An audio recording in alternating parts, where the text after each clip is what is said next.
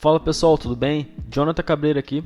Hoje a gente vai falar sobre pandas. Eu vim trazer para vocês 10 dicas mais 2 bônus muito interessantes com pandas que eu utilizo no meu dia a dia e vão fazer vocês economizarem tempo, memória e processamento aí quando vocês estiverem explorando os dados com pandas. Então, não perca o vídeo de hoje que ele realmente vai ser muito bacana e vai ajudar muito vocês aí nessa trajetória de ciência de dados. Então vem com a gente, vem. Então vamos dar início aqui ao nosso notebook e basicamente eu vou utilizar um dataset, dados que estão lá no Kaggle do dataset do Black Friday. Vocês podem fazer download facilmente através desse link aqui. Dito isso, vamos para a primeira dica. A primeira dica é basicamente relacionada à leitura dos nossos dados. Provavelmente você já sabe ler os dados, um arquivo CSV, um arquivo Pickle, ou qualquer arquivo que você queira você fazer essa leitura para importar como data frame. Mas eu vou dar algumas dicas aqui bem legais que podem ajudar você tanto na parte de processamento, de memória, de uso de memória, quanto na parte mesmo do display mesmo do próprio data frame aí no seu notebook. A primeira dica aqui é fazer a leitura normal. Você pode especificar o número de colunas que você quer ler. Então, se você botar aqui set options e botar display max columns igual a 12, por exemplo, isso quer dizer que eu quero que ele faça o display de 12 colunas. Você pode estabelecer um número de colunas para que ele faça o display aí. Então, às vezes você tem um dataset grande e ele não mostra as colunas, você consegue fazer esse controle aí. Uma segunda dica é, para você fazer o controle de memória um pouquinho melhor, você às vezes quer explorar só uma quantidade de dados específicos, então você especifica o número de dados que você quer ver, o número de linhas que você que faça display aí no seu data frame. Então simplesmente você vai botar aqui no read CSV, você vai botar um anyRows, que você vai especificar o número de colunas, de linhas que você quer que seja importado para essa sua análise prévia. Uma outra dica é você especificar as colunas. Às vezes você não precisa de todas as colunas para fazer uma determinada análise. E quando você reduz o número de colunas ou o número de linhas até, você economiza memória e faz com que seu processamento seja mais rápido, mais robusto. Então, nesse caso aqui, eu só selecionei essas colunas aqui desse dataset. Então, o próprio display, o próprio processamento aqui para mostrar para mim os dados na tela, ele se torna mais rápido. Uma outra dica que eu queria dar para vocês, essa dica aqui está relacionada a o caso de você tenha vários arquivos e você quer ler eles como se fosse concatenando um data frame em cima do outro. Isso pode acontecer com muita frequência aí quando vocês estiverem no mercado de trabalho. Muitas vezes você não tem um arquivo CSV só, você não tem um arquivo Pickle. Às vezes você tem vários arquivos que são subsequentes, que eles são fracionados em clusters ou são fracionados de alguma maneira, para que na hora de você fazer a leitura, você faça a leitura do processamento aí, de forma sequencial, para que você não estoure a memória, ou então você consiga selecionar certas partes dos dados para você fazer uma certa análise. Então, por exemplo, aqui eu tenho dois datasets, tenho o teste CSV e o teste train. Então, o que eu vou fazer? Eu quero ler esse data frame aqui, mas logo em seguida eu quero também ler o segundo data frame, eu quero concatenar eles em seguida. Então, como eu disse, pode ser que essa situação ocorra aí de forma frequente, às vezes numa empresa que você esteja trabalhando. Você vai ter vários arquivos subsequentes e você vai ler esses data frames aí em sequência. Como é que você faz isso de uma forma eficiente em termos de memória? Então, vamos lá. Primeiramente, esse daqui é o data frame número 1, o nosso data frame de treino. E esse daqui é o data frame número 2, só para vocês terem noção. Esse daqui é o data frame de treino, esse daqui é o de teste. Eles têm basicamente a mesma coluna, só que o purchase aqui, que seria na verdade o que eu quero prever, aqui eu não tenho, porque são os dados de teste. Então o que eu vou fazer? Eu vou importar o glob. E desse glob aqui, o que eu vou fazer? Eu vou criar uma lista e vou selecionar ali somente dentro daquele diretório ali, todos os arquivos dentro dessa lista que tem o ponto .csv no final. Poderia ser ponto .pickle, poderia ser ponto .txt, poderia ser qualquer outro ponto que você queira analisar, ou qualquer outro padrão que você queira estabelecer aqui para que seja feita sua leitura. Então aqui eu peguei o arquivo teste e tem uma lista aqui que tem esse arquivo teste, e tem o arquivo de teste, tem o arquivo de treinamento. O que eu vou fazer? Eu vou usar o pd concat, vou ler o CSV, cada arquivo desse daqui para cada arquivo dentro da minha lista de arquivos. E depois eu falo para ignorar os indexes da leitura. E quando eu fizer isso, vocês vão ver que ele simplesmente concatena todos os data frames. Se eu tivesse 10 arquivos separados, melhor dizendo, você conseguiria ler eles em sequências e concatenar o primeiro, o segundo, o terceiro, o quarto, assim sucessivamente. Então, esse tipo de forma de você ler esses arquivos, ele é muito mais eficiente, como por exemplo, se você abrir separado todos os data frames, depois você vai lá e concatena eles. Então, você fazendo dessa forma, você vai economizar memória, vai economizar tempo e vai ajudar muito no processamento dos dados de vocês. A mesma coisa aqui seria que se eu quisesse fazer essa junção, mas por colunas. Às vezes você tem um data frame, uns arquivos que vêm para umas determinadas colunas e o arquivo que está em sequência são outras colunas. Você pode fazer essa concatenação aqui direto da mesma forma, só botando aqui axis igual columns. Simplesmente dessa forma aqui você vai concatenar as colunas ali desses dois arquivos diferentes. Então essas dicas aqui são muito valiosas porque ajuda muito no processamento, como eu disse, no tempo e no uso de memória. Então, acho que vale a pena vocês ficarem sabendo. Dica número 2. Como é que eu vou renomear colunas?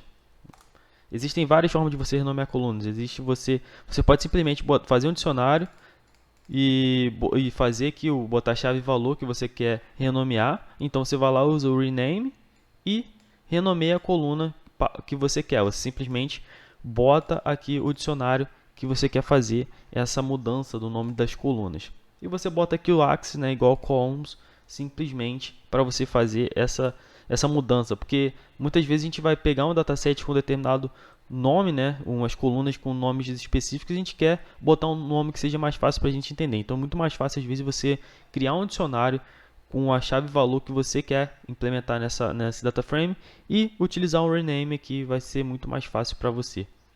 Você pode também adicionar um prefixo, né? Botar, por exemplo, o A underline. Você vai adicionar aqui um prefixo para cada uma das colunas. E você pode também adicionar um sufixo. Adiciona lá um B underline no final, underline B no final de cada coluna. Então essas dicas aqui são legais porque às vezes faz você perder tempo, faz você economizar tempo quando você vai fazer a mudança de nome do seu data frame. E como é que você pode identificar os missing values? Você pode identificar por quantidade. Aqui, ó. Opa. Então você vê aqui a quantidade de missing values. Você também pode ver a média. Então assim, você consegue ter a noção da média desses valores de missing values em determinadas colunas. Aqui eu estou dando o valor total, né? E aqui eu estou dando a média de missing values. Às vezes você quer saber a média mesmo de valores que você tem, valores missings, para que você consiga tratar da melhor maneira. E se você simplesmente botar aqui a média, ao invés de botar a soma, você vai ter esse valor. E como é que eu preencho o missing values? Existem várias formas ali.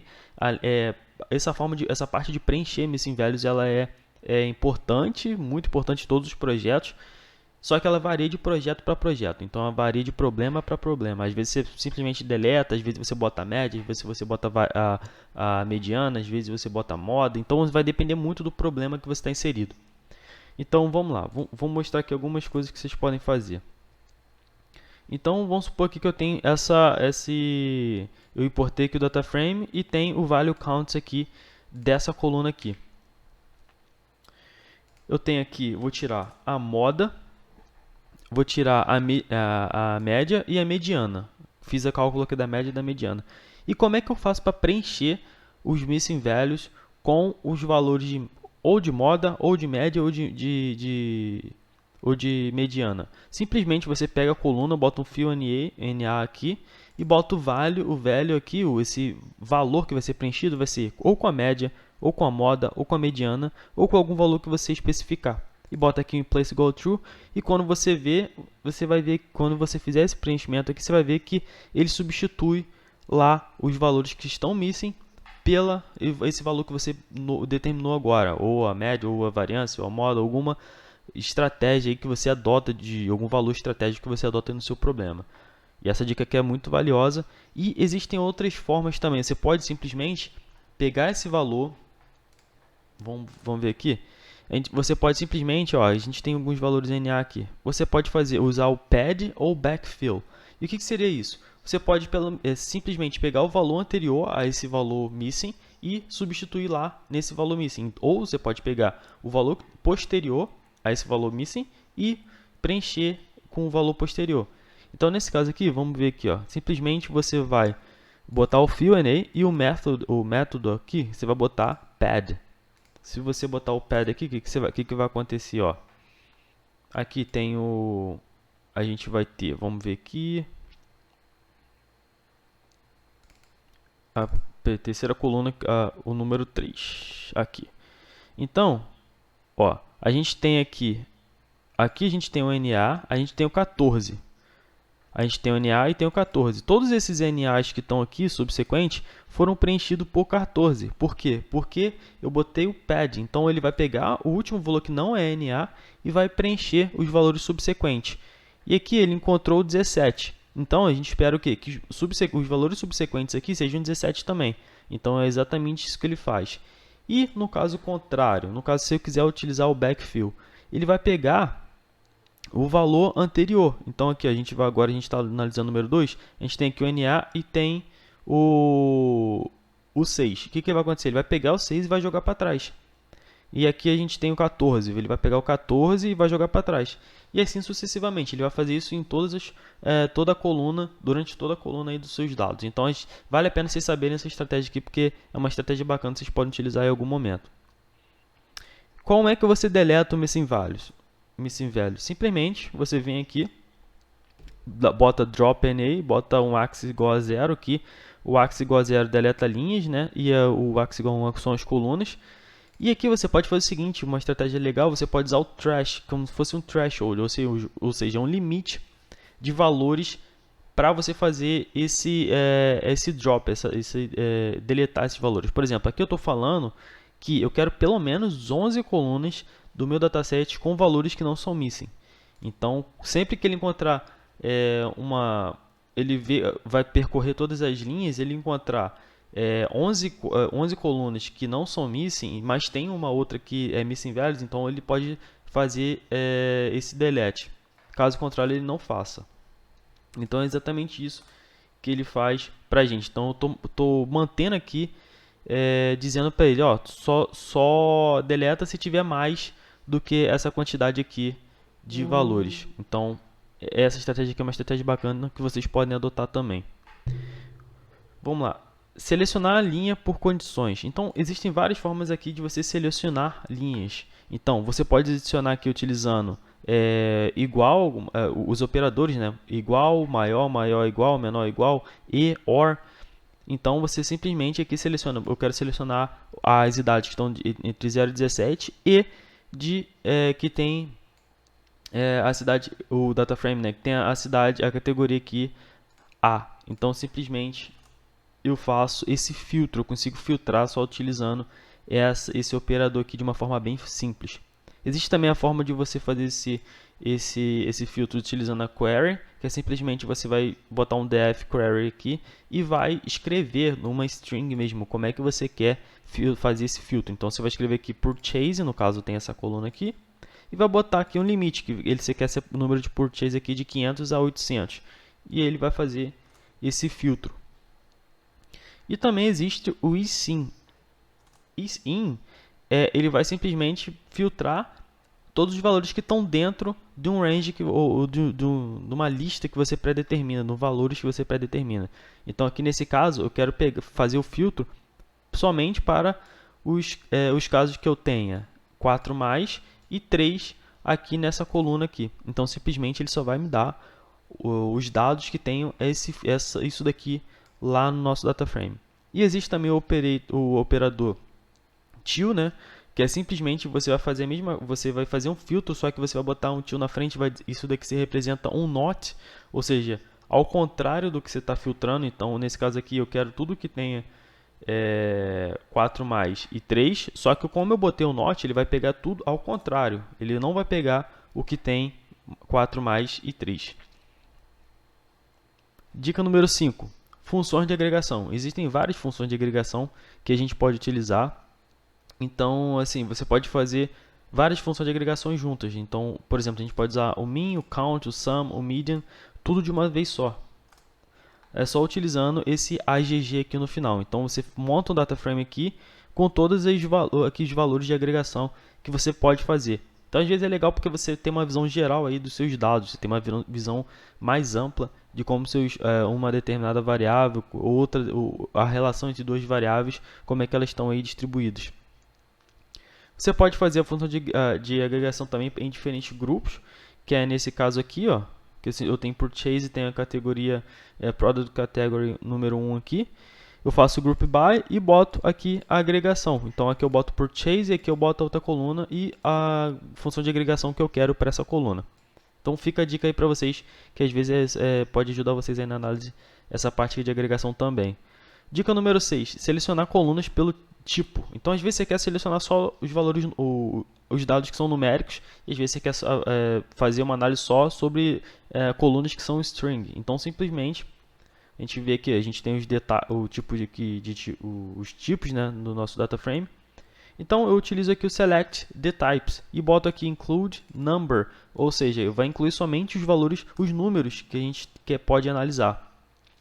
Da mesma forma eu posso botar que eu quero analisar somente os objects, ou seja, as strings, ou eu posso passar uma lista com os objetos que eu queira analisar de forma conjunta. Então a gente também pode usar o exclude, simplesmente ele exclui algum tipo da sua análise. Então nesse caso aqui eu estou excluindo o numbers, então ele vai me dar somente os objects. Então, outra dica bacana aí para vocês, dica número 7, converter string em número. Então vamos lá, eu tenho esse data frame aqui, eu tenho essa coluna aqui que ele tem 4+, e eu quero converter essa string aqui em número. Se a gente ver aqui, essa coluna aqui, ó, vamos lá, qual é essa coluna aqui? Essa daqui, ela é um objeto, ela é uma string, na verdade. Então, o que a gente vai fazer? A gente pode simplesmente utilizar isso daqui.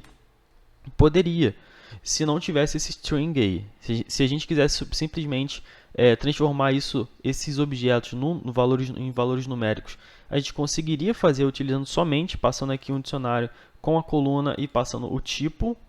Só que nesse caso a gente não consegue, por quê? Porque a gente tem esse 4+ aqui, então ele não vai conseguir fazer essa mudança. Então o que eu vou fazer? Eu vou botar o que toNumeric para que ele faça a conversão dessa coluna, e quando ele encontrar esse tipo de problema, ao invés de ele dar um erro, ele vai substituir por valor NA. E quando a gente substitui por valor NA, a gente consegue trabalhar ele de alguma forma mais simples. Então ele vai lá, todos os valores que são 4+, ele deixa um NA. E aqui o que eu vou fazer? Eu vou preencher esses valores NA. Vou preencher nesse caso aqui com 4. Então, ao invés de ter um 4+, agora eu tenho 4. E dessa forma aqui, se eu pegar os valores únicos, vocês vão ver que tem 2, 4, 3, 1, 0. E aí, previamente eu tinha 2, 4+, 3, 1, 0. Então a gente faz essa mudança de uma forma bem simples. Dica número 8 é dividir o data frame em dois subsets aleatórios, ou seja, eu tenho data frame e eu quero dividir eles, mas de forma aleatória. Eu quero pegar o data frame e dividir, por exemplo, 80% do data frame em um data frame separado e 20% em um outro data frame. Só que eu quero fazer isso de uma forma aleatória, eu quero embaralhar os dados. Então eu vou fazer o seguinte, aqui eu tenho esse data frame aqui. Se a gente pegar aqui o tamanho desse data frame, o que a gente vai ver? Vamos ver aqui.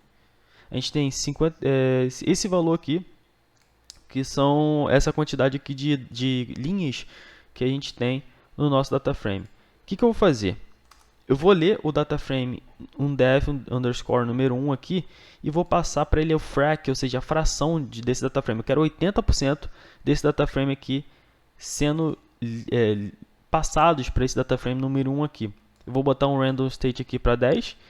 E o data frame número 2 vai ser o quê? Vai ser esse data frame aqui, o padrão que a gente tinha, só que eu vou tirar esse data frame que a gente acabou de fazer a leitura. Então, eu peguei o data frame, 80%, aleatoriamente, eu selecionei para o data frame número 1, e o que sobrou, eu vou pegar para o data frame número 2.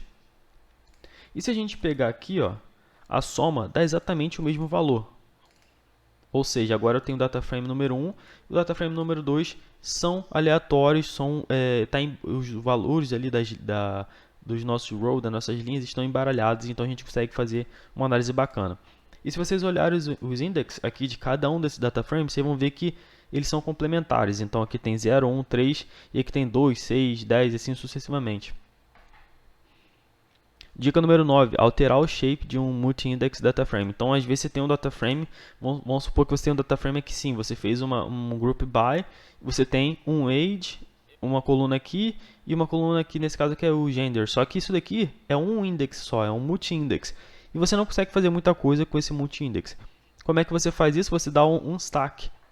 Esse unstack aqui, ele simplesmente faz esses index aqui que você tem virarem um index só. Então, dessa forma, ele ajuda muito aí às vezes você consegue trabalhar melhor o seu data frame dessa forma. Mas às vezes você quer fazer esse tipo de trabalho, às vezes é mais fácil você utilizar o pivot table.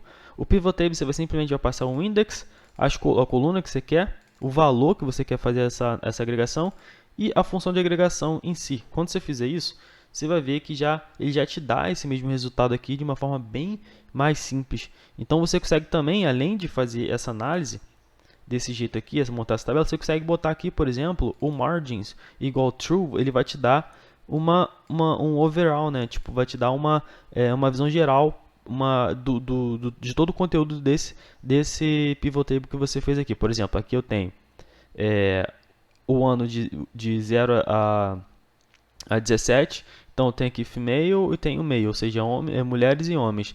E aqui ele te dá a média geral, nesse caso aqui eu estou analisando a média, então ele vai me dar a média geral para pessoas de 0 a 17, que sejam homens e mulheres, e aqui é o total. Nesse caso aqui eu pego o geral de homens, aqui o geral de mulheres, e aqui o total de todo o nosso data frame. Então você consegue ter uma visão global aqui das médias aqui dessas duas colunas. E se a gente for ver aqui, ó, se eu calcular a média aqui do purchase geral, e se eu fizer a média aqui eu fizer esse filtro aqui para quem tem 0 a 7, analisar o purchase e pegar a média, vocês vão ver que vai bater esses valores aqui. São mesmas coisas basicamente. E aqui bate com esse daqui. Então, às vezes você quer ter uma visão global de algumas variáveis, então vale a pena aí vocês utilizarem esse filtro e esse pivot table. Dica número 7.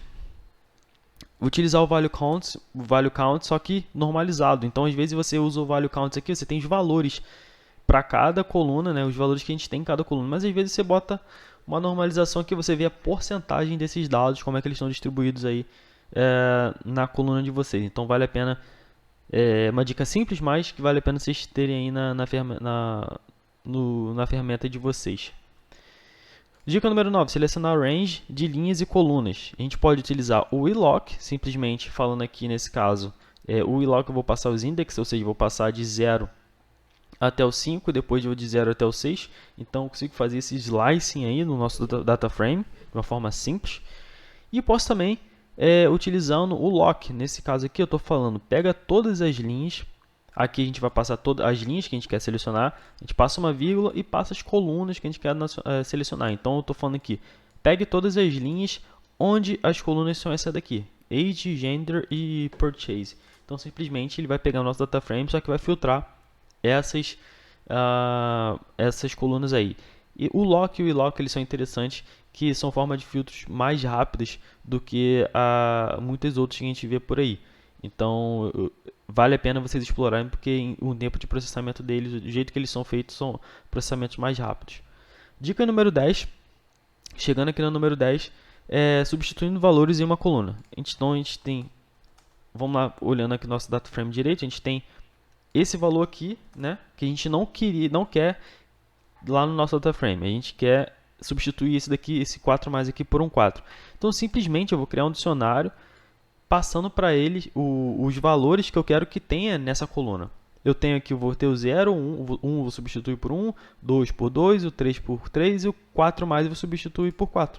Então, simplesmente, eu vou lá e dou um replace, passo esse dicionário, falo com place igual a true, para fazer o processamento em place na memória. E quando eu der um read aqui, um head aqui, eu vou ver que eu não tenho mais o 4+, só tenho o 4. Então essas dicas aí são as principais que eu queria passar para vocês. Porém, tem dois bônus aqui que eu acho que vale muito a pena, que é a bônus número 1. Converter números contínuos em categorias. Então, assim, muitas vezes você tem, vamos supor que a gente tem aqui nesse caso, eu vou mostrar para vocês, a gente tem o nosso data frame aqui, e a gente tem essa coluna aqui, Purchase. Ele tem vários valores ali, valores diversos. Mas eu quero tratar isso como um problema de classificação. Como que eu faria? Então, vou separar em ranges. Então, falar que de um certo valor até outro valor é um purchase baixo, depois é médio, depois é alto. E assim você pode trabalhar como problema de classificação ao invés de problema de regressão. Então, vale a pena aí vocês darem uma olhada nesse sentido. Então, vamos calcular aqui a média, a mediana, qual o volume. Ó, esse daqui é o valor mínimo, esse é o valor máximo, essa é a moda, a média e a mediana e tal. Esse tipo de cálculo aqui é interessante vocês fazerem enquanto vocês pegam umas colunas, porque aí vocês vão ter uma noção de como é que vocês vão separar as classes de vocês. Nesse caso aqui, a gente já espera que seja uma classe desbalanceada, né, pelos valores que a gente tem ali de moda, de mediana e tudo mais. A gente vê aqui que já a distribuição ela é desbalanceada, onde a média é maior, depois segue a mediana e nossa moda está aqui atrás. Então a gente já espera esse tipo de comportamento. Então a partir disso você determina um range para você criar as classes para o seu problema. Nesse caso aqui eu vou falar que de 0 a 500 ele vai ser pouco, vou botar pouco, de 500 a 1.500 a 15.000 eu vou botar médio, e de 15.000 a 25.000 eu vou falar que é satisfatório. Então, simplesmente vou usar um cut. E quando eu boto um cut aqui e passo esse bin aqui e os labels, ele vai criar uma série para gente, que ele vai lá buscar no nosso data frame e vai selecionar, ver o valor. Esse valor está nesse range, então ele é médio. Esse valor está nesse range, então ele é pouco. E assim sucessivamente. E agora eu posso simplesmente adicionar isso lá no nosso data frame para que ele inclua essa informação. Então, ao invés de trabalhar agora com purchase em vários números, eu posso trabalhar ele como um problema de classificação. E às vezes fica mais fácil aí de você resolver alguns tipos de problemas. Essa dica é muito valiosa, que vocês podem utilizar como estratégia nos problemas de vocês. E a última dica aqui, que é o bônus número 2, que é fazer um relatório estatístico rápido com o Pandas Profiling. Simplesmente você vai, caso você não tenha o Pandas Profiling, você vai simplesmente dar um pip install Pandas Profiling, importar aqui para que você possa utilizar, e você vai botar aqui Pandas Profiling, _ profiling, .profile report, e vai passar o DF, o data frame que você quer fazer o relatório. Quando você fizer isso, olha só, ele vai te dar todas as informações, estatística, a distribuição, média, tudo que você tem aqui de cada coluna de forma discriminada. Então, às vezes, você não precisa fazer uma exploração aqui tão a fundo com o cálculo. Você simplesmente utilizando o Pandas Profiling, você consegue ver a correlação aqui, ó, de Spearman, de Pearson. Você consegue ver várias coisas aqui somente com uma linha de código, de uma forma bem simples. Então, essa dica aqui é uma dica muito valiosa, que eu acho que vale muito a pena vocês explorarem. Então, é basicamente isso que eu queria passar para vocês. São essas dicas bem bacanas que me ajudam muito no dia a dia, fazem com que eu economize tempo e às vezes processamento, memória. E eu espero que essas dicas sejam de muita valia para vocês. Caso vocês queiram aí mais dicas de Pandas, Scikit-learn, é só vocês passarem, escreverem no comentário, que a gente vai buscar trazer conhecimento aí de melhor maneira possível para vocês. Valeu? Não se esqueçam de dar o like, de se inscrever no canal da gente, que é muito importante. Valeu? Grande abraço, valeu, até a próxima, tchau!